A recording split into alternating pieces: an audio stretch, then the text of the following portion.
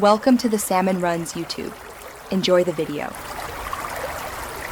In this video, I will explain how to use Corsair Icue full guide.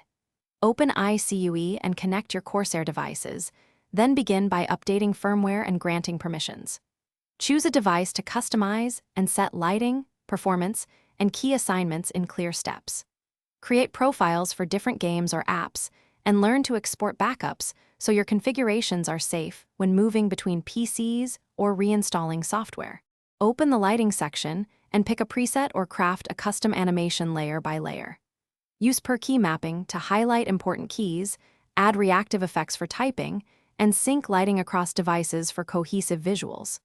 Experiment with colors, speed, and direction, then save a scene to recall complex setups instantly.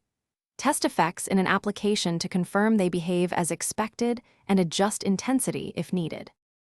Start in the Actions tab to record macros, include delays, and assign them to keys or buttons for fast execution. Tune DPI steps, polling rate, and response to optimize gameplay or productivity, and store profiles to onboard memory if available. Link profiles to specific applications so settings change automatically when you launch a game or tool, then test macros and sensitivity in real use to fine-tune timing and feel. Thanks for watching. Consider subscribing if we helped you.